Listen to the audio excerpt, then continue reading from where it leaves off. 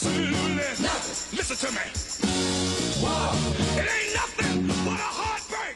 War by Edwin Starr. This is Democracy Now!, democracynow.org, the War and Peace Report. I'm Amy Goodman. The whistleblowing website Wikileaks has begun publishing what it says are 5.5 million emails obtained from the servers of Stratfor, a private U.S.-based intelligence gathering firm known to some as a shadow CIA. The emails for corporations and government agencies. The emails were reportedly obtained by the hackers group Anonymous. At a news conference in London Monday, Wikileaks founder Julian Assange said the files implicate some of the world's largest firms in corporate espionage. Today, WikiLeaks begins its release of 5,000 emails documenting the private lives and private lies of private spies. This is an organization that does not just collect information, collecting information through bribes, through insiders. It is also an organization that acts on that information to subvert particular groups, including WikiLeaks. The companies in business with Stratfor are shown to have a keen interest in monitoring critics and activists. The firms include the soft drink giant Coca-Cola, which asked Stratfor to keep tabs on the protest plans of the group People for the Ethical Treatment of Animals, or PETA, ahead of the 2010 Winter Olympics in Vancouver, Canada.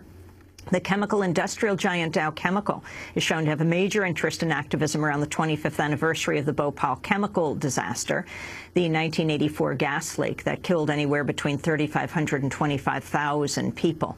Of particular interest to Dow is the group the Yes Men, the anti-corporate pranksters who pulled off a famous 2004 hoax that led to the world to believe Dow had finally taken responsibility for the Bhopal tragedy. The emails also raised questions around potential ties between Stratfor and the investment giant Goldman Sachs. A former Goldman Sachs regional director, Shay Morenz, plays a major role in Stratfor and a new subsidiary, StratCap. The emails suggest Goldman may have also been a Stratfor client. Others that have dealings with Stratfor include Lockheed Martin, Northrop Grumman, Raytheon, and U.S. government agencies, including the Department of Homeland Security, the Marines, and the Defense Intelligence Agency. For more on the Stratfor emails, we're joined by two guests. In London, Christian Hramsen is with us, a spokesperson for WikiLeaks, who's been a key member of the project to release the Stratfor email. And here in New York, we're joined by Andy Bickelbaum, member of the Yes Men, a group that the email show was monitored by Stratfor for the chemical giant Dow Chemical. The Yes Men's latest film is called The Yes Men Fix the World. I wanted to go first to London to ask you just about the release of these documents. Well, Amy, I mean, we are working with 25 media organizations who are poring over the material and analyzing it, and we've only seen the tip of the iceberg when it comes to the stories. Based on the material, they will come out in the next coming days and weeks. What we were doing yesterday was introducing the project, the nature of Stratfor and how they operate and their ties. So, I mean, the most important stories I would suggest would come from our media partners in the next coming days. It will take, of course, time. They have access to a database which we have created with these 5 million emails, and we'll be searching for stories on the basis of that data. Talk about some of the leaks that are coming out now. I mean, you're talking about 5.5 million email? 5 million emails, yes. As I said, it's a bit difficult for me to go into details concerning stories, although I know some of the stories because we want our partners to publish those stories first. They will be coming out in the coming days. We have, of course, mentioned the connection that Stratfor has to some of the big corporations, working for Coca-Cola, for example, in Canada, as you mentioned, and monitoring PETA. We mentioned that to show the access that Stratfor had to government information, because it comes out in one of the emails that the Stratfor director is offering access to a secret FBI investigation into PETA. Then, of course, you have the information on how Dow Chemical did hire Stratford to monitor the Yesmen and the Bhopal activists. There are other stories that have come out. For example, one that mentions that the source of Stratford in Israel claims that the Israelis had already taken action against Iran last year, the nuclear facilities. But in that instance, it was to point out that according to our journalists who are cooperating with us in the Middle East, it's a very low-grade information that they are gathering in that region. And so it is difficult to say whether this is actually information of any quality. But on the other hand, this is information that is now being sold by Stratford, even to U.S. government agencies. The issue of Israel and Iran, the Israeli newspaper Haaretz reports some of the leaked emails suggest Israel may have sent commandos into Iran, perhaps with the assistance of Kurdish fighters or Iranian Jews, to carry out operations to destroy Iranian nuclear installations. Yes, I can't really go into details on that story. It will come out in a day or two from one of our media partners, but we pointed out this email in the discussion about the nature of the material that Stratford is gathering, and actually how they are operating in relation to their informants. For example, the CEO of Stratford is urging his agent to use financial, sexual, and psychological control over his informant in Israel to get more information from him. The issue of Pakistan government knowledge of the whereabouts of Osama bin Laden before his assassination, what has come out in these Stratford email, Kristen? It is a claim by Fred Burton, the vice president of Stratford, that he has information, that he had seen actually material that was obtained in Osama bin Laden's house and gathered after he was assassinated, showing that top officials in the Pakistani secret services knew about the whereabouts of Osama bin Laden and actually were in frequent contact with him.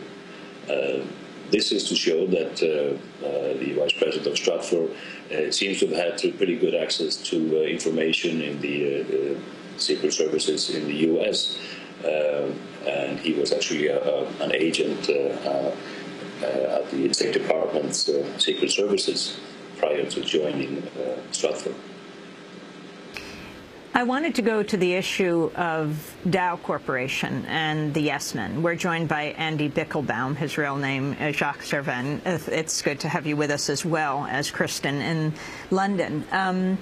Andy, explain what you understand, what these emails, I assume you have read carefully, that Dow has, that have been released from the Stratford release. Mm-hmm. Well, the emails that were about us, the monitoring of us was, I think, what Kristen would call low-grade information. It was obtainable from news sources and tweets and information about our college appearances and stuff that anybody paying a lot of attention could have seen. There was nothing like the psychological and sexual control emails that are really sinister that came out of Stratford, or the insider trading with Goldman Sachs that's clearly illegal. With us, it was just they were carefully paying attention to every move that we were making publicly, especially anything to do with Dow and Bhopal. What surprised us in those emails, though, was that, well, we would have assumed that Dow would be really concerned with the exact issue of Bhopal and Dow's responsibility, stuff that could directly impact their bottom line. But what Stratford seems to be really a bit obsessed with is whether we or other organizations are going to draw this into a bigger critique of corporate power. There's at least 4 long email exchanges about this in which different Stratford people, vice presidents and others, debate why we haven't actually brought it into a much bigger issue. Explain quickly what you did and why you became the target of Stratfor. Right. We went onto the BBC. We were accidentally invited by the BBC in 2004. Well, you set up a website. We set up a website in 2002. Which was called what? DowChemical.com, DowEthics.com. There were two of them. And we set that up in 2002, publicized it. It got into Google, and then, or whatever the search engine was at the time. And in 2004, a BBC researcher stumbled onto our site instead of the real Dow site and invited us accidentally to speak on behalf of Dow Chemical Corporation on the 20th anniversary of the Bhopal catastrophe. So this was 2004, and you went on, how did you identify yourself? As Jude Finisterra. Finisterra? Finisterra, end of the world, end of the earth. Finisterra, end of the earth? Finisterra, yeah. Okay, I want to go to that clip on BBC, December 3rd, 2004, 20th anniversary of the Bhopal disaster. Andy Bickelbaum of Yes Men, posing as a Dow Chemical spokesperson, appears on BBC World News. You were in Paris at the time, right, in a Paris studio? Yeah. Identifying yourself as Jude Finisterra. Bickelbaum says, well, you get to hear what he has to say in this shot. How soon is your money going to make a difference to the people in Bhopal? Well, as soon as we can get it to them, Steve. We've begun the process of liquidating Union Carbide. This is, as you mentioned, late, but it's the only thing we can do. When we acquired Union Carbide, we did settle their liabilities in the United States immediately. And we are now, 3 years later, prepared to do the same in India. We should have done it 3 years ago. We are doing it now. The hoax ran twice on BBC World with big breaking news flashing on the screen. It was picked up by major newswires before the BBC determined no man named Jude Finisterra worked at Dow and that he was an imposter. The action caused Dow's market value to drop $2 billion in less than half an hour. Later that day, Dow corrected the apology that their supposed spokesperson had made. This morning, a false statement was carried by BBC World regarding responsibility for the Bhopal tragedy. The individual who made this statement identified himself as a Dow spokesperson named Jude Finisterra. Dow confirms that there was no basis whatsoever for this report, and we also confirm that Jude Finisterra is neither an employee nor a spokesperson for Dow. In one of the emails from Stratfor that have just been released, the company's vice president, Bart Mangovan, writes of the Bhopal activists with less than a month to go until the 25th anniversary. You'd think that the major players, especially Amnesty, would have branched out from Bhopal to make a broader set of issues. I don't see any evidence of it. Andy Bickelbaum, final response. Well, yeah, they seem to be really concerned that we, Amnesty, Greenpeace, et cetera, would be broadening this into a systemic critique and attacking the basis of corporate power. And it's interesting that that's what they were concerned with, rather than anything to do with the exact bottom line of Dow itself. And that might be a clue that they were really concerned about systemic critique and, you know, making statements that could affect policy. Maybe that's also why they've been so afraid of Occupy Wall Street. And you released at the time a press release, right? After Dow said this wasn't true, you were an imposter. You also, DowEthics.com, released a press release. Attacking yourselves, yeah. Attacking yourselves, saying that, no, we do not apologize. It was made it look like it was Dow. We do not apologize for what happened in Bhopal. Yeah, their denial was so disappointing. It was like that one short paragraph that we wrote a whole page-long denial for them and released that as if they were attacking us and denying the hoax, just to communicate exactly what they were refusing to do. Andy Bickelbaum, I want to thank you for being with us. In 20 seconds, what would you describe the Yes Men to be? Well, we try by any means at our disposal to get important messages into the media, or to augment important messages that are already in the media but not enough, like the 20th anniversary of the Bhopal catastrophe, biggest industrial disaster in history, and a real indicator of what's wrong with letting corporations have so much power. Andy Bickelbaum, I want to thank you for being with us, and Kristen Hansen in London, WikiLeaks spokesperson as well. We will link to the WikiLeaks website. This is Democracy Now! Back in 15 seconds.